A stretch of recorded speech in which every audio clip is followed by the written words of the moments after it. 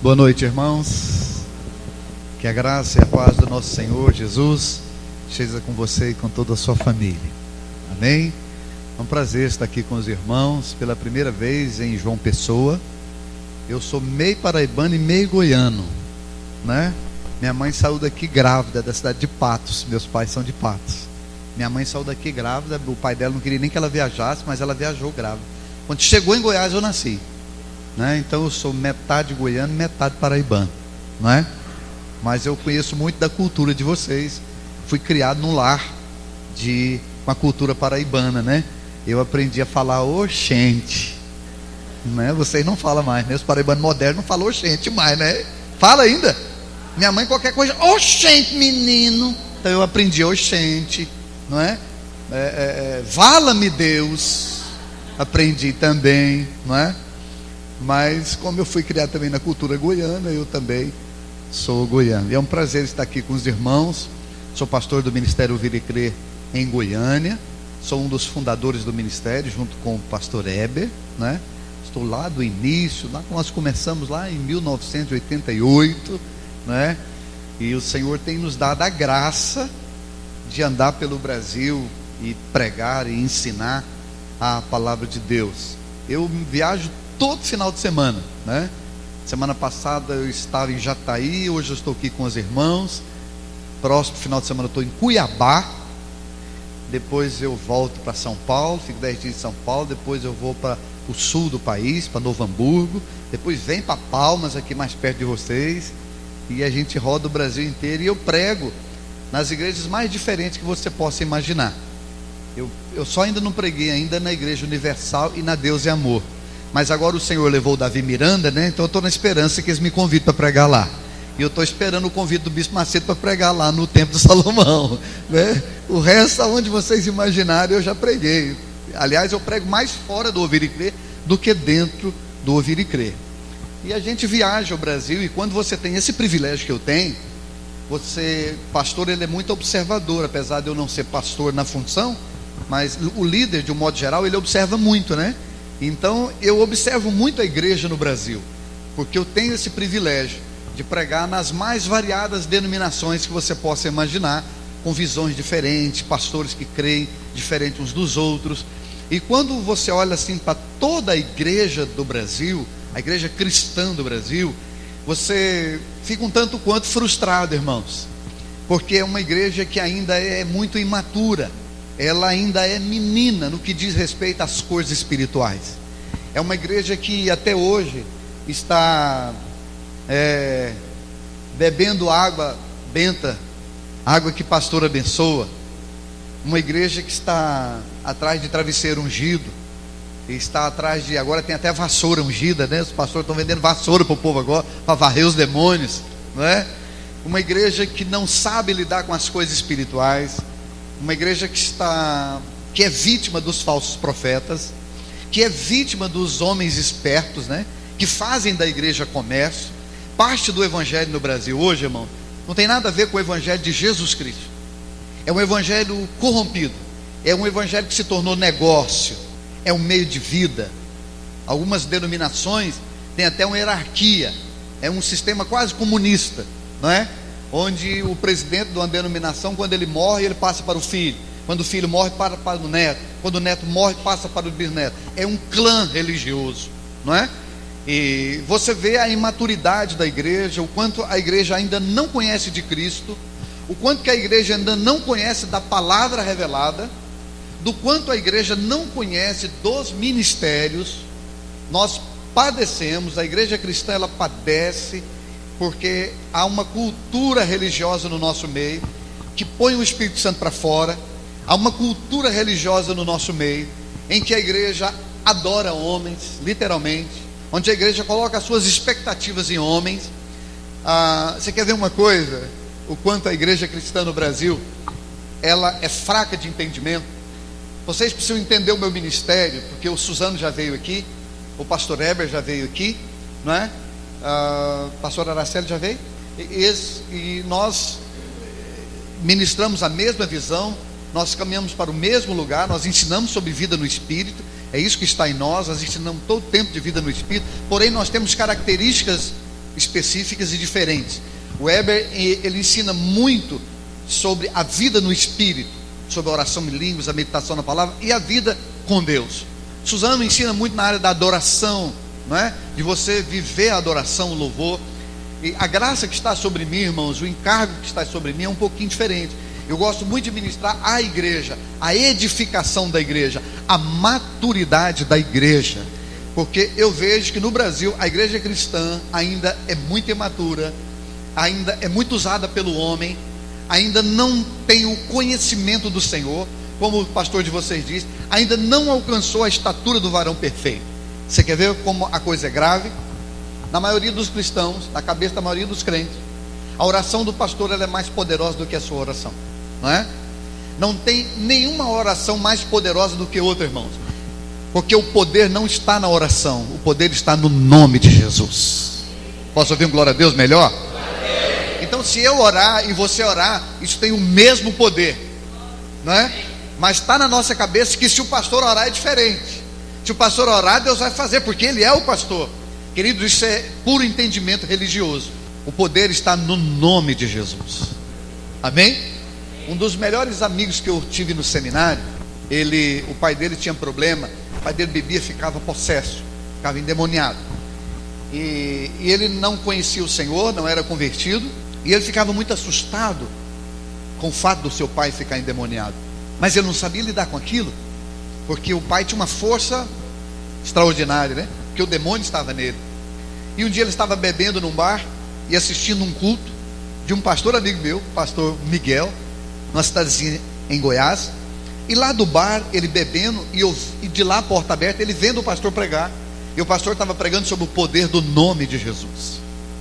E ele ficou ouvindo aquilo. E aí terminou de beber ali a sua cerveja, ele foi para casa. Ele deu esse testemunho lá no seminário. Ele confessa que ele foi até um pouco de fogo, né? Não sei se usa essa expressão aqui, de fogo por causa da bebida. E ele chegou em casa, passou um pouco, o pai dele chegou bêbado, e o pai pegou uma faca e partiu para cima da mãe para matá-la. E ele, desesperado, ele pulou na frente do pai, e o pai ali babando com aquela faca na mão. Ele levantou a mão, não era nem nascido de novo, não era nem convertido. Ele levantou a mão e disse: em nome de Jesus, para, pai. E o pai dele, buf, no chão. Começou a tremer. Ele tirou a faca da mão do pai, e o pai levantou assim, perguntando o que tinha acontecido. E ele saiu dali, correu e achou o endereço daquele pastor. Foi na casa daquele pastor e disse: eu quero esse Deus chamado Jesus Cristo de Nazaré. Eu creio nessas coisas, irmãos. Amém? Eu creio que a igreja precisa amadurecer, ela precisa conhecer Jesus, ela precisa conhecer a vida de Deus, ela precisa ter uma profundidade em Deus. Mas ninguém vai amadurecer sem primeiro sofrer uma libertação de conceitos, irmão. Há muito conceito errado no nosso meio. Nós temos um evangelho tão mal pregado no Brasil, que nós falamos para as pessoas que elas devem aceitar Jesus. Não tem nenhum lugar na Bíblia, principalmente no Novo Testamento, não tem nenhum lugar na Bíblia que a Bíblia manda você aceitar Jesus. Eu dei aula de Novo Testamento 5 anos no seminário. Eu já li quase o Novo Testamento, quase todo, ou bastante, no original, no grego. O Novo Testamento foi escrito em grego e aramaico, que era um dialeto falado por Jesus em Jerusalém, falado pelos os habitantes de Jerusalém. Jesus falava tanto o grego como aramaico e o hebraico. Jesus falava as 3 línguas, não é? Mas não tem nenhum lugar no Novo Testamento que manda você aceitar Jesus. Não tem isso. A Bíblia manda as pessoas receberem a Jesus. Jesus não é para ser aceito, irmãos. Jesus é para ser recebido. Amém? Então diga comigo: Jesus não é para ser aceito, é para ser recebido. Amém? Posso ler um texto com você? Amém? Em João, Evangelho de João, texto conhecidíssimo de vocês. Vocês já conhecem esse texto aqui melhor do que eu, mas vamos ler. João capítulo 1. Eu prego muito, viu, irmãos? Eu vou passar das 9. Eu vou ficar entre as 9 e a meia-noite. Estou brincando. João capítulo 1, quem achou diga amém. Versículo 12 diz assim: mas a todos quantos o receberam, deu-lhes o poder de serem feitos filhos de Deus, a saber, os que creem no seu nome, os quais não nasceram do sangue, nem da vontade da carne, nem da vontade do homem, mas de Deus. Amém? Diga comigo: mas a todos quantos o receberam, deu-lhes o poder de serem feitos filhos. Você não recebe Jesus para ser um evangélico. Deus não colocou o seu filho na cruz para você ser um evangélico. Deus morreu na cruz para você ser um filho dele. Talvez essa seja uma das maiores necessidades da igreja atual. Entender, irmãos, que nós não fomos chamados para ser evangélicos. Nós fomos chamados para serem filhos de Deus. E aprendemos a andar como filhos de Deus. Mas a todos quantos o receberam. Se você pegar essa palavra receber aqui, que está no grego, com a palavra invocar no Velho Testamento, que está em hebraico, no Velho Testamento diz assim, Isaías: mas a todos quantos invocarem, todo aquele que invocar o nome do Senhor será salvo. Se você pegar a palavra invocar no hebraico, com a palavra receber no grego, tem o mesmo sentido. Tanto a palavra invocar como a palavra receber quer dizer a mesma coisa. Levanta sua mão, faça assim comigo, todo mundo. Quem não fazer não vai para o céu. Viu como funciona? Diga comigo: receber e invocar significa chamar para dentro de si. Mais uma vez.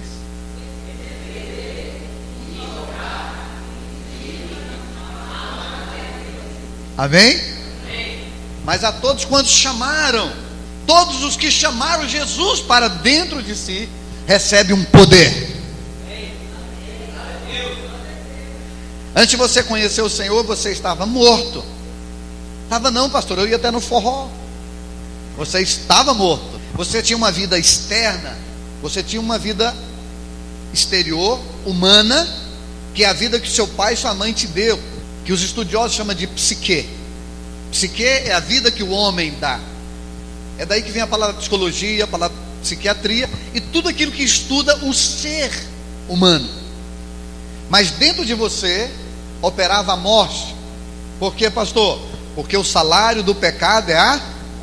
Se o tempo nos permitir nessa jornada espiritual nossa até domingo, eu preciso gastar um tempo com os irmãos para ensinar sobre pecado e pecados, que a maioria dos crentes não entende e coloca tudo no mesmo canto. Pecado é uma coisa, pecados é outra coisa. Talvez nós vamos conversar sobre isso amanhã, se o tempo nos permitir, à medida que o Espírito nos guia aqui. Nós temos por hábito, por costume, não anotar nada. Nós ficamos livres porque nós cremos que à medida que nós abrimos a boca, o Espírito Santo vai falar o que ele tem que falar com essa congregação.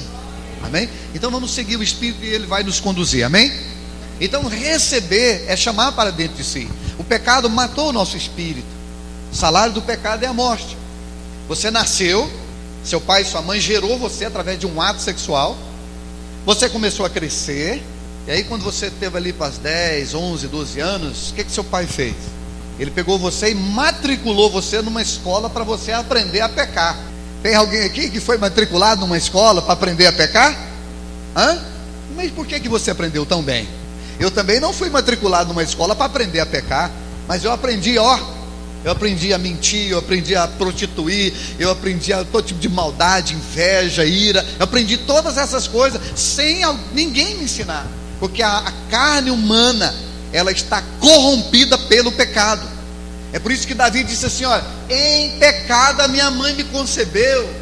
Ele está falando do que eu estou falando aqui. A carne da mãe dele estava corrompida lá em Adão, e a mãe dele gerou ele corrompido. Quando seu pai e sua mãe te gerou, o primeiro homem, o que é nascido da vontade do homem, porque o segundo texto que nós lemos diz aqui que o segundo nascimento, ele não é da vontade do homem. Você conheceu Jesus não foi pela vontade do homem. Provavelmente a sua família não queria que você se tornasse um cristão, não é? Quem aqui já foi perseguido pela família, né? Eu tenho um tio, ele morreu há uns 5 anos atrás. Ele era macumbeiro, mexia com todo tipo de bruxaria, um homem que ele invocava caminhão de demônios. E todas as pessoas que se convertiram na minha família temia ele, ficava com medo dele, porque ele perseguia, ele vinha para cima, né? Eu me lembro, ele é paraibano, ele é também daqui de Patos, e ele usava aquelas sandálias que eu não sei se usa aqui ainda, uma sandália de couro, né? Os paraibanos gostam muito daquela sandália de couro. Então ele andava arrastando a sandália. Trap, trap. E eu estava na casa da minha mãe, novo convertido, tinha acabado de receber Jesus, assim, naquela lua de mel com Jesus, né? Pintando uma grade no fundo da casa da minha mãe. Eu percebi que ele tinha chegado. Ele era fortão assim. Eu percebi pelo barulho da sandália dele. Então ele veio entrando. A casa da minha mãe era grande, eu fui criado numa casa muito grande. E ele veio entrando e eu fui ao encontro dele. E eu tinha uma vida totalmente perversa, irmão. Você não tem ideia do que era a minha vida antes de Jesus. Até hoje eu preciso colocar minha carne todos os dias na cruz, porque eu conheci todo tipo de pecado. Eu tive uma vida horrível no mundo. E quando ele veio para lá, eu fui ao encontro dele. Eu olhei dentro dos olhos dele, porque eu aprendi isso muito cedo. Aprenda a olhar dentro dos olhos das pessoas. A verdade é transmitida com mais força. Jesus fazia isso com os discípulos. E eu olhei dentro do olho dele, e ele olhou dentro do meu olho. Ele veio andando na minha direção, e eu fui na direção dele. E aí ele parou no meio da casa, ele ficou estático assim. Eu olhei dentro do olho dele, e ele ficou olhando para mim, e eu fiquei olhando para ele, né? Era o confronto de Davi e Golias. Era o confronto do santo com o profano. Ele ficou olhando para mim, eu fiquei olhando para ele dentro dele. Aí ele parou um pouco, ele colocou a mão no meu ombro e disse assim: a sua vida mudou. Eu fiquei esperando. Aí ele disse de novo: a sua vida mudou. Você não é mais a mesma pessoa. Naquele dia eu entendi, irmãos, que eu havia nascido de novo. Posso ouvir um glória a Deus? Não é? Então a sua mãe e seu pai gerou você, mas gerou você corrompido. E hoje a corrupção ela se manifesta mais cedo. Eu tenho um amigo aqui em Brasília que tem uma van que carrega alunos para a escola, e ele carrega só criança. Outro dia desse ele apartou uma situação dentro da van. Ele olhou pelo retrovisor e viu que havia uma situação estranha lá. E ele parou a van e foi lá no fundo da van. Era um menino de 8 anos de idade, que havia baixado as calças e colocado uma mocinha no colo dele. Uma outra criança de 9 anos. Para você ver, o mal está em nós. O pecado contaminou a nossa carne e matou o nosso espírito. O homem, amanhã nós vamos entrar um pouco disso, ele é um ser de 3 partes: corpo, alma e espírito. O pecado matou a nossa carne. Por isso que Paulo diz: o salário do pecado é a morte. Mas aonde Jesus chega, irmãos, a morte desaparece. Aonde Jesus entra, a morte sai. Aonde Jesus entra, entra a luz. Antes de você receber Jesus, havia trevas dentro de você. Muitas trevas. Você estava perdido. Mas quando você o recebeu, quando você o invocou, quando você chamou ele para dentro de você, ele operou em você a ressurreição. Amém? É por isso que Jesus diz que todo aquele que crê nele conhece a ressurreição. Então quando você recebeu Jesus, o seu espírito nasceu de novo. Você que tinha uma vida passou a ter 2. Antes de você conhecer Jesus, havia uma só vida operando em você: a vida humana, a vida carnal, a vida natural. E muitos de nós, queridos, nos convertemos com 20 e poucos anos de idade. Eu me converti com 23, estou com 51. Não parece, né, irmão? Parece que tem muito mais, né? Muitos de nós convertemos com mais de 20, 30 anos. E nós aprendemos nesses anos todos, a lidar no campo natural. Aprendemos a fazer as coisas pela carne. Aprendemos a fazer as coisas pelo psique. Aprendemos a fazer as coisas por aquilo que os nossos pais nos ensinaram, por aquilo que os professores nos ensinaram, por aquilo que os pensadores da sociedade, com suas filosofias vãs, nos ensinaram. E aí você recebe Jesus, uma nova vida nasce em você, a vida do Espírito, a vida espiritual. E aí você entra num processo, irmãos, e eu creio que aqui é onde a igreja mais peca, porque os pastores, eu sou vítima disso, eu converti numa igreja batista. Os pastores não ensinam a vida do Espírito. Os pastores não ensinam os cristãos a viverem uma vida de oração, a viverem a vida com a palavra, a buscar os dons. Os pastores não ensinaram o entendimento da vida no Espírito, de que a vida espiritual, ela precisa crescer dentro de nós, a ponto dela dominar a vida exterior. Ouça, a sua carne nunca se converte. Posso ouvir um amém? Amém. Então diga comigo: a minha carne nunca se converte. Você pode ter 100 anos de crente, escute, a sua carne vai continuar amando o pecado. E aí o que aconteceu com a igreja, irmão? As pessoas vêm, recebem Jesus, nascem de novo, mas não são ensinadas a desenvolverem práticas espirituais, não são ensinadas a andar como filhos de Deus. O que é que nós aprendemos? Nós aprendemos mais foi religião. Nós aprendemos, por exemplo, quando eu converti na igreja batista, na minha casa já havia 3 pessoas convertidas: meu pai, a minha mãe, 4 pessoas, uma irmã e um irmão. Eu recebi Jesus no sábado, segunda-feira eu fui na casa da minha mãe à noite, reuni os convertidos lá e disse para eles: anotem para mim todos os textos da Bíblia que falam sobre batismo nas águas. E minha mãe, com a minha irmã, anotou tudo. Eu peguei aqueles textos, fui para casa e eu fiquei dias lendo todos aqueles textos. Eu já tinha o Espírito Santo, porque quando você nasce de novo, o Espírito Santo habita em você, que é o professor da palavra de Deus, amém? Eu comecei a ler todos aqueles textos, eu entendi sobre batismo, o Espírito Santo me ensinou sobre batismo. Eu não fui para uma sala de aula, depois eles me levaram para uma sala de aula, mas pouquíssimas coisas dentro daquela sala de aula foi novidade para mim, porque eu já tinha me debruçado sobre a palavra para conhecer sobre batismo.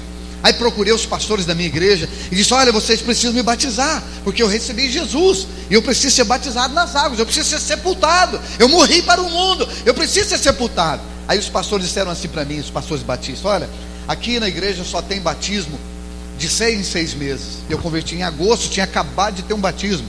Eles, você conhece, né? Batismo agora só em janeiro. E eu fiquei louco, desesperado, porque eu queria ser batizado. E eu andava atrás dos pastores: pelo amor de Deus, me batiza. E eles: não, nós não vamos te batizar agora, você vai ter que esperar janeiro. E aí eu fui numa Assembleia de Deus, onde meu irmão frequentava. Cheguei no pastor lá e disse: pastor, eu me converti, eu recebi Jesus, nasci de novo, e eu quero ser batizado, minha igreja não quer me batizar, o senhor me batiza? Ele disse: sim, eu te batizo. Aí ele começou a fazer algumas perguntas sobre batismo, e eu comecei a responder aquele pastor. E ele percebeu que eu não só tinha nascido de novo, como eu já conhecia sobre a doutrina do batismo. Ele disse: eu te batizo.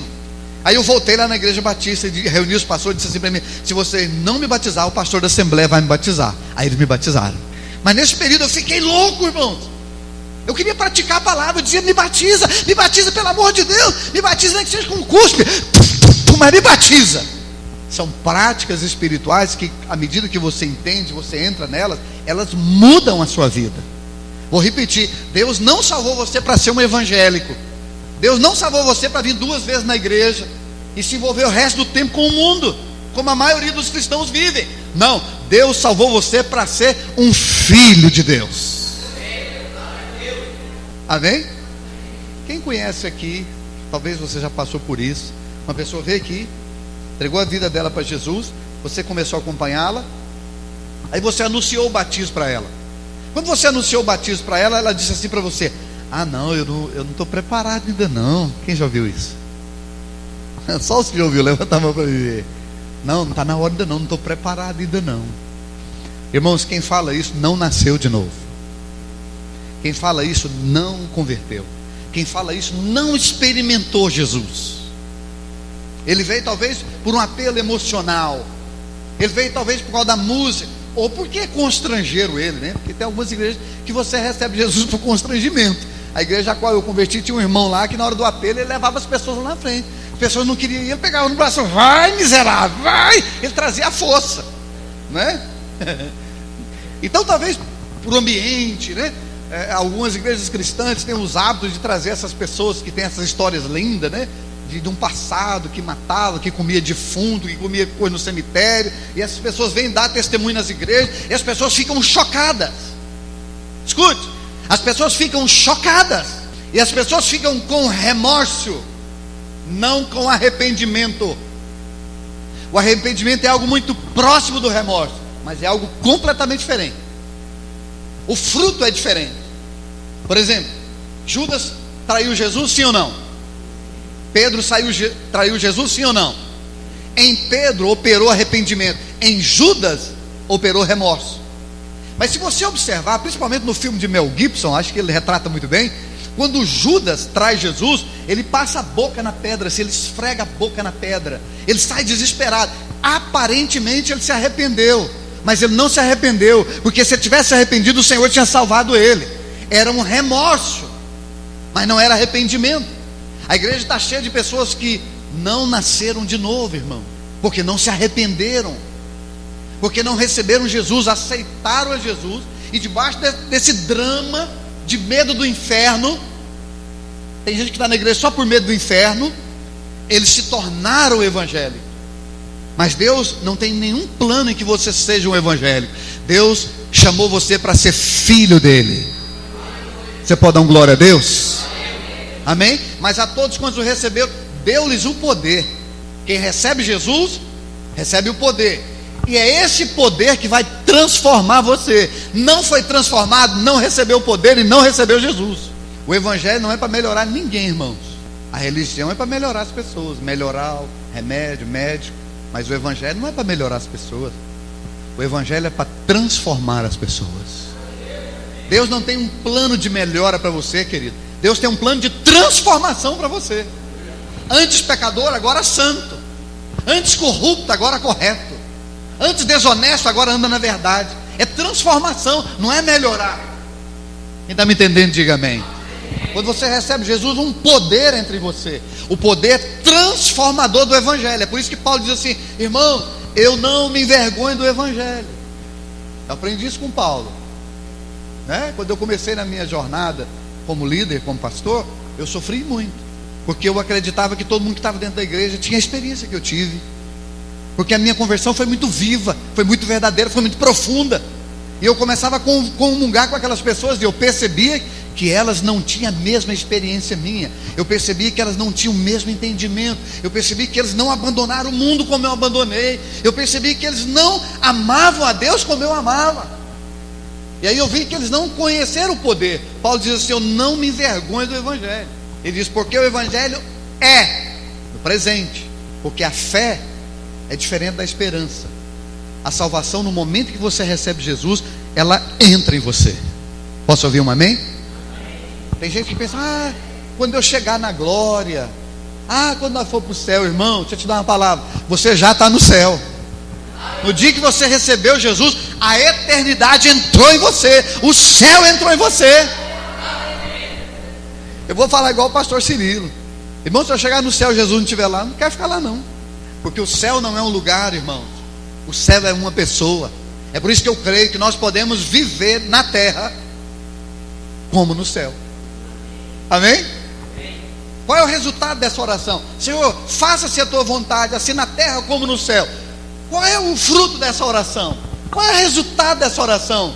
Quando ela foi feita, qual era a expectativa que existia nessa oração? Exatamente o que eu estou ensinando para os irmãos: que quando Jesus entrou em você, a vontade do céu se fez na terra. Dá glória a Deus, irmão. Amém? Quando o Filho entrou em você, a vontade de Deus se cumpriu. Não um grupo de religiosos, mas filhos de Deus. Irmãos, eu profetizo aqui filhos de Deus, andando na cidade de João Pessoa como filhos, que está muito acima de evangélicos. Você recebe, amém? Diga comigo: ser filho. Todo mundo que ele falar não vai para o céu. Ser filho é muito mais, mas é muito mais do que ser evangélico. Amém? E ele diz aqui que esse poder entra, que é o poder do evangelho, transforma você no filho. Agora olha o versículo 13, ele diz assim: olha, os quais não nasceram do sangue, nem da vontade da carne, nem da vontade do homem, mas diga comigo, a Bíblia fala, todo mundo, a Bíblia fala sobre dois nascimentos, duas vidas e duas mortes. Então vamos lá: dois nascimentos, duas vidas e duas mortes. Nós vamos estar entrando nisso esses dias. Ouça: os dois nascimentos estão em João capítulo 3. O que é nascido da carne é, e o que é nascido do Espírito é, dois nascimentos. Aí você pega o capítulo 8 de Romanos e lê ele 100 vezes, que você vai entender as duas vidas: a vida do Espírito e a vida da carne. Ok? Se você for para o capítulo 1 de Apocalipse, capítulo 2, capítulo 15, capítulo 20 de Apocalipse, você vai encontrar a segunda morte. A palavra de Deus fala que aqueles que não receberam o Cordeiro, que não receberam Jesus, eles sofreram o dano da segunda morte. O que é o dano da segunda morte? Quem vai sofrer o dano da segunda morte? é aquela pessoa que não conheceu Jesus, que não recebeu Jesus. Ela vai morrer duas vezes. Ela morreu fisicamente e ela morreu espiritualmente. Eu estava fazendo o sepultamento de um tio meu em Brasília, um paraibano, e eu tenho um primo, ele está estudando para padre, e ele gosta muito de mim, e a gente comunga uma palavra. Eu participo de um grupo católico, onde eu ministro no meio deles, pela internet, e quando nós estávamos lá no cemitério, ele me chamou, me pegou para o braço assim, me chamou debaixo de uma árvore, lá dentro do cemitério, e disse assim: olha, tem um versículo da Bíblia que não me deixa dormir. Eu disse: qual? Ele disse aquele texto que Jesus fala que os mortos estão sepultando os mortos. Deixa os mortos sepultar os seus mortos. Aí ele disse assim para mim: como que um morto sepulta outro morto? Dois mortos, como que um está morto, pega o outro que está morto e coloca na cova? Se está morto, né? E eu disse para ele: calma, vamos por partes. A Bíblia fala de dois nascimentos, de duas vidas e duas mortes. Abri Apocalipse para ele, falei sobre o dano da segunda morte. Eu disse: olha, o primeiro morto aí, perdão, o segundo morto da palavra de Jesus aí, ele está morto duas vezes. Ele está morto fisicamente, porque o coração dele parou de bater, e ele está morto espiritualmente, porque não recebeu Jesus. Ele não sofreu a ressurreição eterna. Ele não nasceu de novo. O espírito dele foi morto por causa do pecado. O pecado matou o espírito dele. Ele não recebeu Jesus para arrancar a raiz do pecado dele, então ele morreu. O segundo aí está morto duas vezes, mas o primeiro não. O primeiro está morto por dentro, está vivo por fora. Ele não tem a vida de Deus dentro dele, então ele está morto no espírito, mas o coração dele está batendo. Exteriormente ele está vivo, mas para Deus ele está morto, porque o salário do pecado é a morte. Então tem um morto uma vez só por dentro, colocando na cova outro morto duas vezes, não é? E aí eu comecei a explicar isso para ele. Irmãos, aquele homem, o entendimento dele, o Espírito Santo veio sobre ele. Ele disse: eu preciso ensinar isso na igreja católica, eu preciso ensinar isso lá na minha congregação. As pessoas não entendem isso. Eu disse: se você quiser eu vou lá. Deixa o padre me convidar para você ver se eu não vou no dia. Visto até batina se for preciso, não é? Mas eu vou pregar a vida para eles. Irmãos, Deus está fazendo uma obra na igreja católica, viu? Esse padre cantor aí, ó, o Espírito Santo pegou ele, viu? Eu creio. Tem um padre que eu tenho, ex-padre que eu tenho relacionamento com ele. Ele é pastor, apesar que ele não gosta de ser chamado de pastor, ele é um escritor. Nós até brinca com ele, nós chamamos ele de Padre João. O nome dele é João. É um homem extraordinário, um homem manso, um homem cheio do Espírito. Sabe aquela pessoa que você tem prazer de estar perto dela o tempo todo? Eu estive com ela agora em Montemor, e com ele, e eu comecei a conversar com ele. Ele disse: Geraldo, isso que vocês ensinam, se você ensinar isso aí para um católico, porque eles não têm esse entendimento. Eu falei: ora, João, se nem os evangélicos têm, porque os pastores não sabem ensinar sobre isso, ou não querem ensinar sobre isso. Eu quero abrir um parênteses com os irmãos e dizer para os irmãos que a grande maioria dos pastores, o que eu disse? Vocês estão ligados, hein? A grande maioria dos pastores não tem interesse em vida no Espírito, não tem interesse de ensinar práticas espirituais, porque eles não querem que vocês cresçam. Eles querem manipular uma massa cega, sem nenhum entendimento, gente que não pensa, e pensa muito menos pelo Espírito. Porque aí eu vou vender água ungida para você, aí eu vou te vender travesseiro ungido, aí eu vou fazer como o Mundial fez em São Paulo, né, que comprou um contêiner de meia na China a menos de R$1 cada meia, e vendeu lá em São Paulo a R$350 uma meia ungida. Eu não estou contando história aqui para vocês, eu estou contando fatos. Eu conheço a história. Eu conversei com um senhor lá na igreja que comprou a meia, ele pagou R$350. E é só uma, não é o par não, é só uma. Não é? Então, se você não amadurecer em Deus, você vai ser vítima dos homens. Nós somos muito criticados. Falei isso lá na casa do pastor, porque nós queremos ensinar um evangelho onde você aprende a andar com Deus, irmãos, onde você cresce como filho de Deus, onde você aprende as práticas espirituais, onde você entende que você é um homem espiritual, que você nasceu da vontade de Deus. E esse nascimento da vontade de Deus, irmão, ele não é uma obra que eu possa operar. Eu só tenho a graça de pregar. A A operação é do Espírito. Amém? Eu não consigo convencer você. Eu não consigo colocar verdade dentro de você. Mas o Espírito Santo consegue. Amém?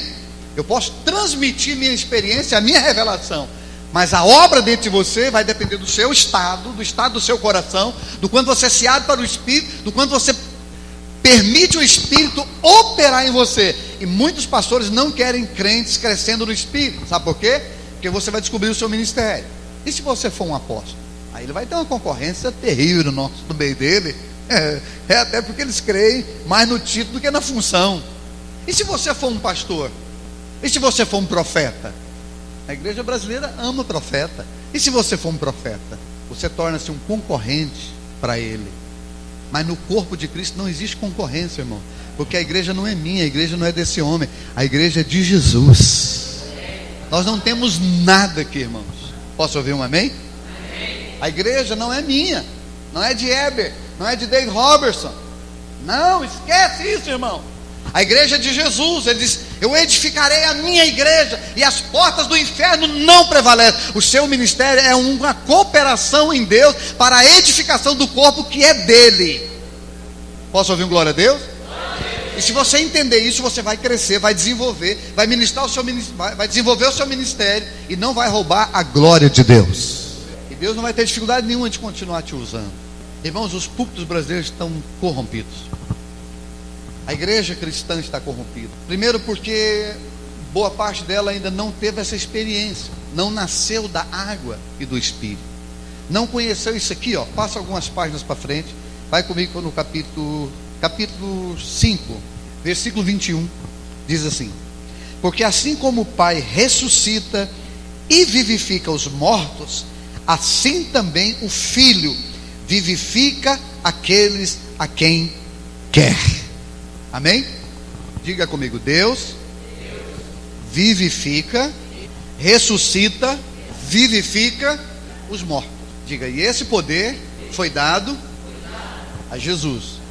Olha o versículo 26. Porque assim como o Pai tem vida em si mesmo, também concedeu ao Filho, no singular, está falando de Jesus, ter vida em si mesmo. Faça assim comigo, todo mundo. Fala: tudo que Deus é, toda profundidade, toda vida, todo poder, toda essência, tudo que Ele é, foi derramado no seu Filho. Diga: quando eu recebi o Filho, tudo que o Pai é, que foi colocado no Filho, foi colocado em outro filho. Amém? A palavra vida nesse texto aqui não é psique. Sempre que você encontrar a palavra vida no Novo Testamento, ela tem dois sentidos no grego. Você vai encontrar a palavra vida com psique, que é a vida humana, que é a vida terrena, que é a vida que o homem dá, que tem um fim. Seu coração parou, acabou aquela vida, não é? Mas você vai encontrar também a palavra vida não como psique, mas como zoe. Essa palavra grega significa a vida que nunca termina. Amém? A vida que nunca acaba. Quem aqui já recebeu Jesus? Da glória a Deus. Então daqui a 380 bilhões de anos, lá está você. Você nunca mais acaba. Hoje eu entendo quando Paulo diz: ó morte, onde está a tua vitória? Onde está a sua força? Onde está o seu aguilhão? Onde está a sua corrente? Aguilhão, ele é corrente. Onde está a sua corrente, morte? Onde está a sua força? A força da morte é o pecado, mas graças a Deus por Jesus Cristo, que nos livrou do pecado. A morte perdeu o poder sobre você.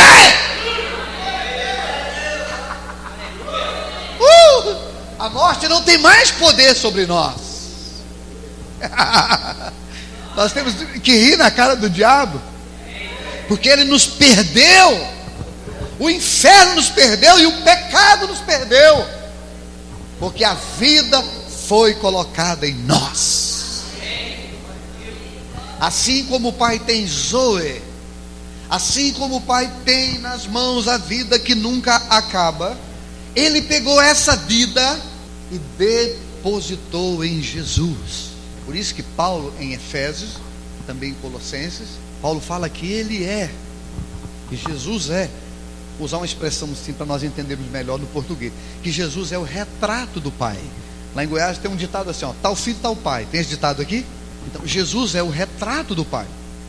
Quem é Jesus, irmãos?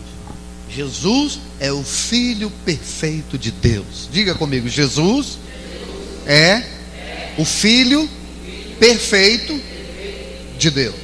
Mais uma vez, Jesus é o Filho perfeito de Deus. Quem é que recebeu Jesus da glória a Deus? Então diga, eu também sou filho. Bata o pé no chão, fala, caminhando para a perfeição. Amém? Deus, Ele trata, Ele relaciona comigo, com você, com cada um aqui, dentro da nossa idade espiritual. Você entende isso? Amém? Há pessoas aqui que estão mais amadurecidas, há pessoas aqui que têm um tempo maior com Deus, uma caminhada, né? E isso está muito relacionado com a sua entrega, não é? Quando nós mergulhamos na vida do Espírito, eu chorava muito, eu sou meio chorão, e a minha esposa, as pessoas que estavam ao meu redor se incomodavam muito com o meu choro. E um dia uma pessoa perguntou assim para mim, por que você chora tanto? Eu via no seminário com o David, né?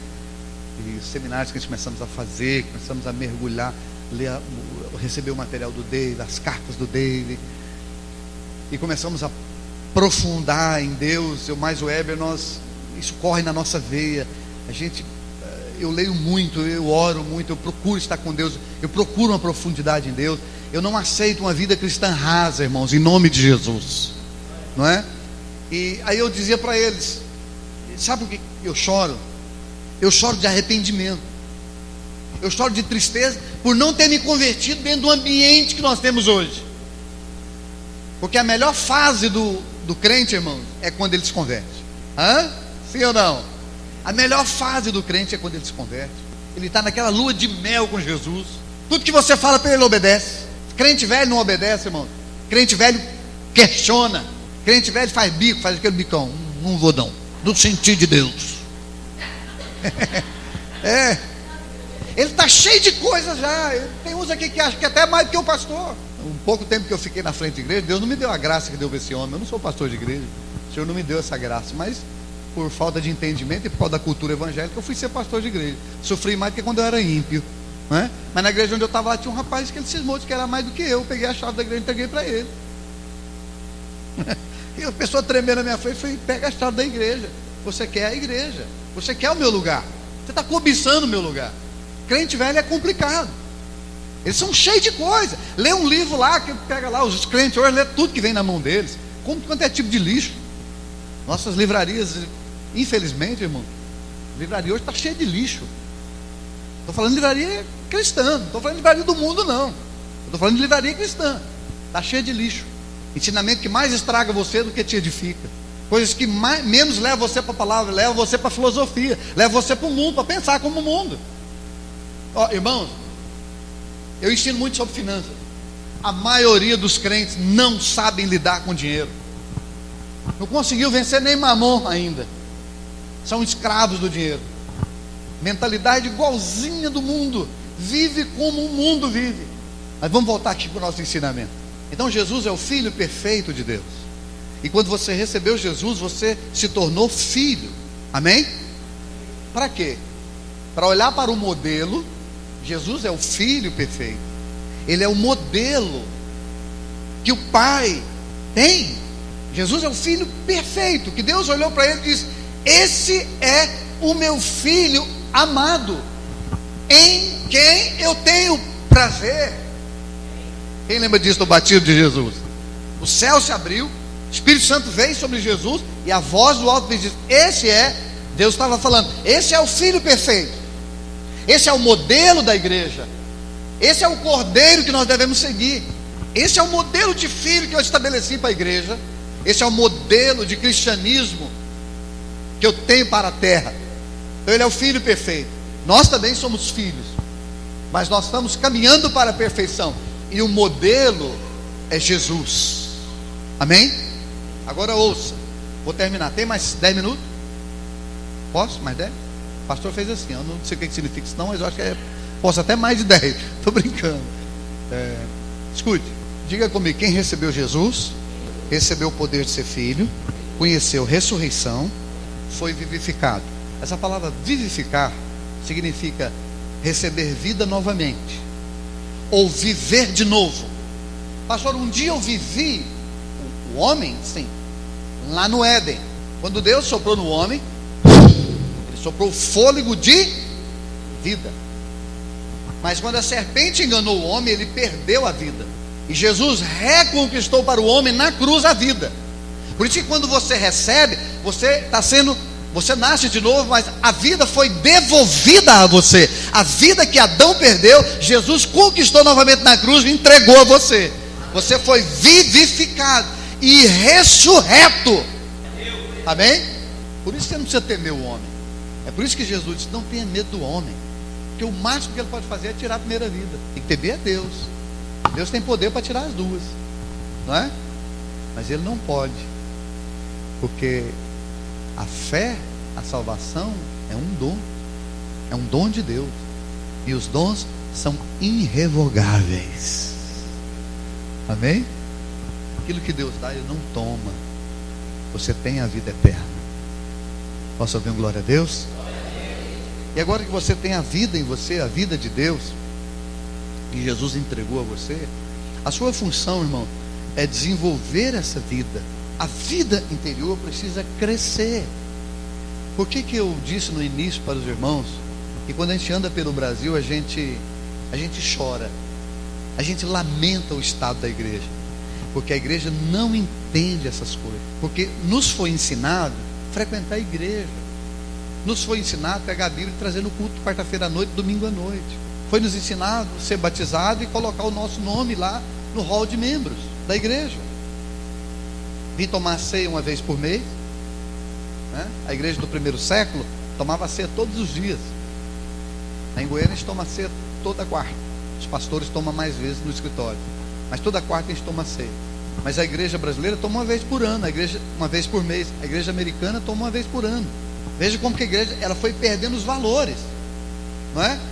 Você conversa com os crentes hoje de 10 anos, de 15 anos de crente. Isso é uma pesquisa, irmãos, realizada por pessoas sérias do Brasil. Uma das pessoas que participou da pesquisa foi o pai do pastor Heber, pastor Zé Rodrigues. Foi feita uma média do tempo de oração dos cristãos. Sabe quantas horas os crentes oram por dia no Brasil? Menos de 10 minutos. Sabe quantos capítulos da Bíblia os crentes leem por semana? Menos de um. Tem crentes que passam a semana inteira e ele não lê um capítulo da Bíblia. Uma das maiores igrejas do mundo está na China. Não tem salão igual esse nosso, não tem som, não tem placa na porta, porque o comunismo não permite. É uma igreja que vive nos porões. A maioria dos cristãos não tem Bíblia. Às vezes eles pegam uma Bíblia e desmancha ela, cada um pega uma página. E ele pega aquela página que ele tem, ele lê ela 200 vezes. Aí ele acha um outro cristão que tem outra página, ele troca com aquele cristão e lê mais aquela outra, mais 200 vezes. E é uma igreja que fica nos porões. E naqueles porões eles adoram e oram 1, 2, 10 horas por dia. E é uma igreja enorme, é a maior igreja do mundo, está na China. Agora o Brasil tem porta aberta, tem culto toda noite, porém é uma igreja imatura. Uma igreja que não tem a vida do Espírito, não tem a maturidade, não tem o crescimento espiritual. É uma igreja mística. A igreja brasileira é uma igreja mística, irmão. Eu estava num evento com o Renê Terra Nova, alguns anos atrás. Achei engraçado aquele negócio. Ao mesmo tempo que eu achei engraçado, eu fiquei na carne com aquilo. Ele terminou de pregar e disse: agora nós vamos ministrar. E aí me chamou alguns irmãos para a gente ficar assim, na fila, né? O pessoal vir receber oração. E eu fiquei um pouco perto dele, assim, uma distância um pouco mais dessa parede aqui. Mas ninguém pegava a minha fila, todo mundo pegava a fila dele. Todo mundo queria receber a imposição de mãos do Renê Terra Nova, né? Porque ele é o apóstolo. A oração dele, a unção dele é maior. A oração dele é melhor. Eu não quero que o pastor Geraldo ponha a mão na minha cabeça, eu quero é o Renê. Isso é misticismo, irmão. Na verdade, quem tem que pôr a mão na sua cabeça é Jesus, todo dia. Dá uma glória a Deus, irmão. Não é? Uma igreja mística que... Quer ver uma coisa? Esses dias eu conversando com a irmã, ela disse assim para mim: pastor, eu gosto de vir orar na igreja. Eu falei: você reúne os irmãos na sua casa para orar? Ela disse: não, na igreja. Eu falei: mas na igreja onde? Ela disse: olha, lá na igreja, lá onde se reúne. Eu falei: querida, você está se referindo ao prédio, né? Sim. Porque ela disse: quando eu entro no prédio, parece que eu sinto aqui a unção, parece que Deus está aqui. Misticismo. Porque isso aqui não é igreja, irmão. Isso aqui, olha, é cimento. A palavra de Deus diz que Deus não habita mais em templos feitos por mãos humanas. Deus habita agora em templos feitos pelas mãos dele, que é você. Mas o misticismo, eu entro na igreja, a unção está aqui, mas lá no meu quarto não está. Lá é sem graça. Mas se eu vim para a igreja, parece que Deus está aqui. A igreja mística. Quem está me entendendo? Isso tem demais no meio cristão. Imaturidade, não é? Pastor mais ungido, pastor menos ungido, palavra boa. Nossa, a palavra hoje foi boa. O culto hoje foi bom. Não, o culto de domingo não foi bom. O louvor hoje foi bom, mas louvor, sabe, irmão? As pessoas regulam o louvor pela música que ele gosta. Então tem as músicas que você gosta. Se o ministro de louvor canta as músicas que você gosta, diz: nossa, o louvor hoje foi uma maravilha, né? Mas se ele cantar o que você não gosta, diz: hoje foi xoxo, né? Irmãos, não tem culto ruim, tem crente incrédulo. Não tem louvor ruim, tem pessoas que não percebem o mundo espiritual, porque louvor, adoração não está ligado à música. A adoração está ligada ao seu espírito. Jesus disse para a mulher samaritana: vai chegar um momento que a adoração não é nem em Jerusalém, nem no monte, mas é no espírito. Então eu adoro tendo ou não tendo música. Se esses irmãos pararem de cantar, eu vou adorar do mesmo jeito, porque não é a música que me leva para a adoração. O que me leva para a adoração é o meu espírito. Quem pode dar glória a Deus? Pastor, eu queria ouvir um homem de Deus, né? Agora, eu estava ouvindo esses dias, tem um homem que está ficando muito famoso no Brasil, né? Aquele Joseph Prince, que ensina muito sobre a graça, né? Tremendo aquele homem para ensinar o evangelho. Eu quero ouvir aquele homem porque ele vai me ensinar a palavra. É verdade. Mas o verdadeiro professor de Bíblia, irmão, está dentro de você, chama-se o Espírito Santo de Deus. Mas a igreja despreza. Nós desprezamos o Espírito Santo. Nós achamos que não é o Heber que vai nos ensinar, é Suzane que vai nos ensinar, é Dave Roberts que vai nos ensinar. Não, irmão, quem vai te ensinar é o Espírito. Jesus diz: o Espírito da verdade que habita em você, ele vos guiará a toda a verdade.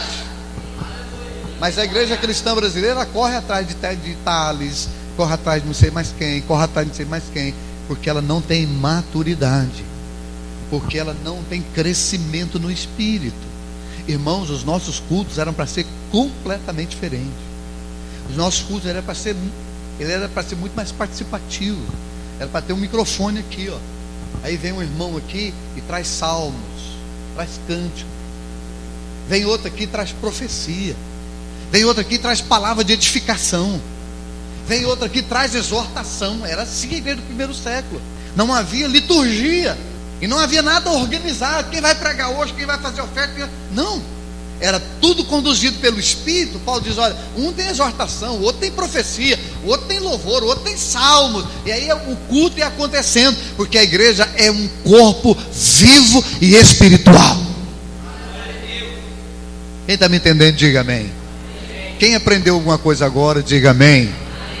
Então vamos recapitular. Diga comigo: quando eu recebi Jesus, eu me tornei filho.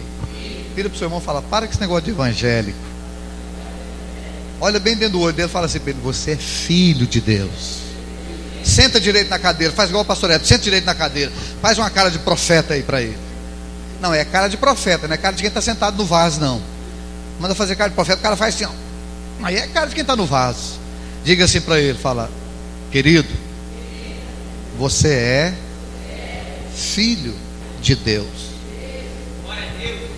Agora diga para ele: se comporte como tal. Diga assim para ele: o Brasil está escandalizado, cansado dos evangelhos, mas nesses últimos dias o Brasil vai conhecer a manifestação dos filhos de Deus. Yes! Aleluia! O Brasil vai conhecer a sua manifestação. A palavra de Deus diz que a criação espera, não é a manifestação dos evangelhos. A criação espera a manifestação dos filhos de Deus. Irmãos, tem uma unção operando aqui essa noite. Você pode dar glória a Deus? Filho de Deus. Amém? Eu quero é ver uma pessoa provar para mim que eu vou passar fome. Eu quero é ver uma pessoa provar para mim que a minha história não vai ser uma história de filho. Não estou falando com isso que eu não vou passar por tribulação, passar por luta. É para isso que nós estamos aqui, irmãos. Os crentes, outra coisa que talvez eu ministro aqui esses dias. Os cristãos precisam entender a natureza da tribulação. A maioria dos crentes não entende a natureza da tribulação. Deus quer formar em você a imagem do seu filho. Amém? Diga comigo: Jesus aprendeu a obediência pelas coisas que sofreu. Vai ser diferente conosco. Amém? Diga: porém, a obediência nos leva à vitória. Glória a Deus. A palavra vitória é o bezerro de ouro dessa geração. Está na música, está nas igrejas, a vitória, né? Mas ela não entende que antes da vitória tem o crescimento, a maturidade, a estatura do varão perfeito. Porque tem coisas que Deus não pode pôr na sua mão hoje, porque você ainda é menino. Tem coisas que Deus ainda não pode pôr nas minhas mãos, porque nós ainda somos imaturos. Não se coloca um objeto cortante na mão de uma criança, não é? Tem coisas preciosas e grandes de Deus reservada para nós, irmãos. Mas Ele vai dar dentro da nossa estatura espiritual. Quem recebe, dá glória a Deus. Vamos continuar amanhã, amém? Vamos ficar em pé, em nome de Jesus. Glória a Deus. Eu quero orar. Cadê o pessoal da música? Vem aqui para frente. Ixi, falei muito, hein? 9h39. Podemos ir até mais 5 minutinhos, amém? Vem aqui para frente, eu quero orar com os irmãos em nome de Jesus. Fica aqui mais próximo de mim. Eu queria que você colocasse sua mão na posição de receber.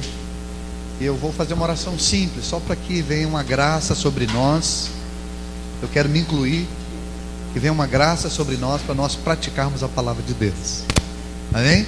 Enquanto você está vindo, diga comigo: a palavra de Deus só tem poder. Todo mundo, a palavra de Deus só tem poder quando praticada. Amém? Se você não praticar ela, você não vai conhecer o poder dela. Amém? E a prática da palavra vai te amadurecer, irmãos. Você pode dar glória a Deus? Esses tempos atrás eu emprestei um dinheiro para o irmão e ele não me pagou. Aí o irmão disse assim para mim: o que você vai fazer? Eu falei: vou fazer nada. Como assim nada? Ele é um malandro. Eu falei: querido, ele está perdoado em nome de Jesus. Porque Jesus ensinou que se eu empresto com a intenção de receber, já está errado. Foi Jesus que ensinou isso. Né? Então eu disse: ele está abençoado em nome de Jesus. E não pense que vai me fazer falta, que não vai me faltar. Meu Deus chama-se Jeová Jireh, o Deus de toda provisão. Aleluia, Jesus. Oh Pai, eu te amo. Aleluia. Oh Jesus, eu te amo. Obrigado, Pai, por essa congregação.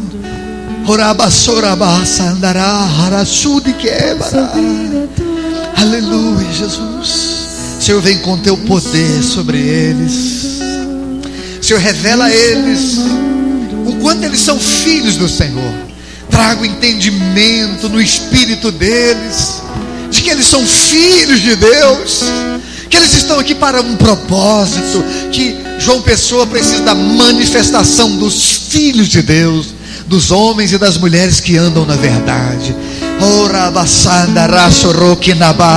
Senhor, eu oro agora para que eles recebam a graça de se apaixonarem pela palavra de Deus. Senhor, eu oro, coloca a sua mão na posição de receber. Senhor, eu oro agora para que haja no espírito deles fome da tua palavra. Senhor, dentro deles coloca agora fome e sede da tua palavra, no espírito deles. Desperta eles para a oração, sobretudo a oração em outras línguas. Senhor, desperta eles para as práticas espirituais.